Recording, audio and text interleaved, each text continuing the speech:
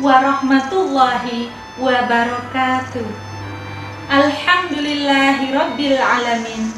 Allahumma sholli ala sayyidina Muhammad wa ala ali sayyidina Muhammad. Rabbi shrahli sadri wa yassirli amri wahlul 'uqdatam min lisani yafqahu qawli.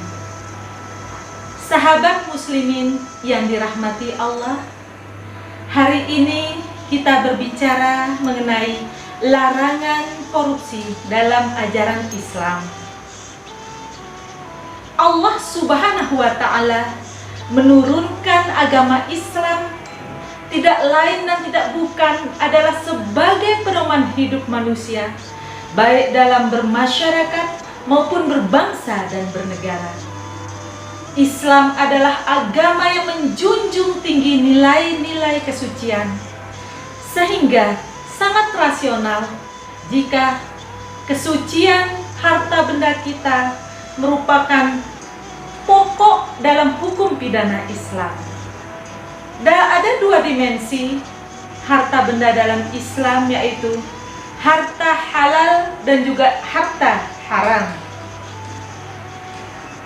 Harta haram merupakan harta yang diperoleh dari perbuatan-perbuatan yang sangat tidak diridhoi Allah. Contohnya seperti perilaku korupsi. Saudara muslimin yang dirahmati Allah, akhir-akhir ini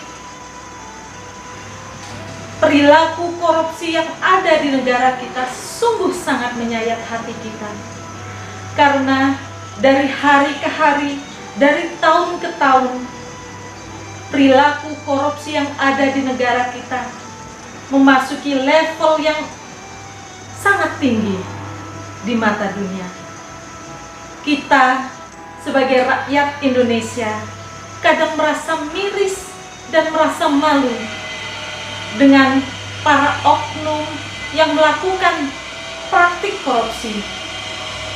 Padahal jelas-jelas Allah Subhanahu wa Ta'ala melarang kita untuk melakukan praktik korupsi ataupun penggelapan dana atau penggelapan uang yang bukan merupakan milik kita ataupun bukan merupakan hak kita.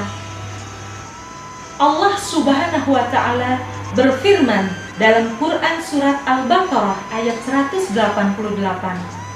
A'udzu billahi minasyaitonir rajim. Bismillahirrahmanirrahim. Wala ta'kulu amwalakum bainakum bil batil wa tudlu biha ilal hukami lita'kulu fariqam min amwalin nasi bil ismi wa antum ta'lamun. Artinya, janganlah kamu memakan harta sebagian di antara kamu dengan jalan yang batil. Dan janganlah kamu membawa urusan harta itu kepada hakim, supaya kamu memperoleh harta benda orang lain itu dengan jalan berbuat dosa, padahal kamu mengetahuinya. Pada ayat ini jelas sekali bahwa Allah Subhanahu wa Ta'ala melarang kita untuk mengambil sedikit pun harta yang bukan menjadi milik kita.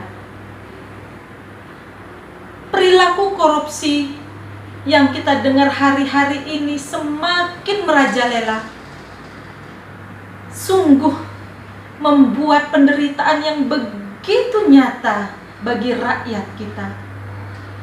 Di mana hati nurani kita? Di mana perasaan kita? Dikala kita senang, dikala kita bahagia di atas penderitaan orang lain.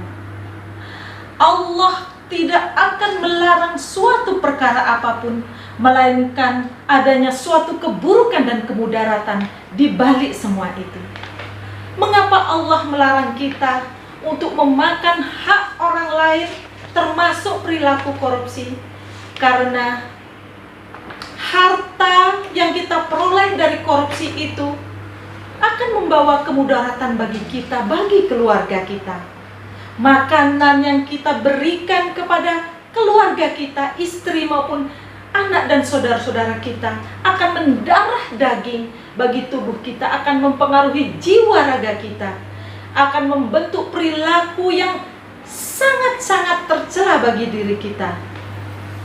Sungguh Allah sangat cinta kepada umatnya, sehingga Allah sangat melarang keras perilaku mengambil hak orang lain, termasuk perilaku korupsi.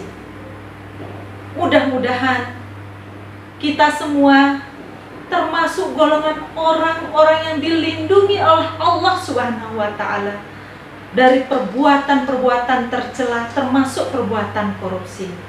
Saya mengajak diri saya dan teman-teman muslimin semuanya agar menjaga kita dan keluarga kita dari perilaku-perilaku seperti perilaku korupsi dan perilaku memakan harta masyarakat maupun harta negara.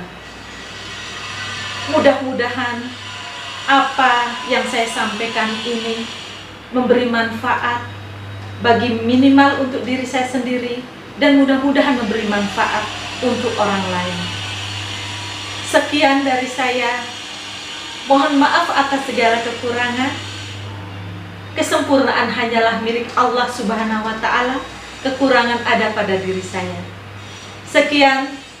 Wassalamualaikum warahmatullahi wabarakatuh.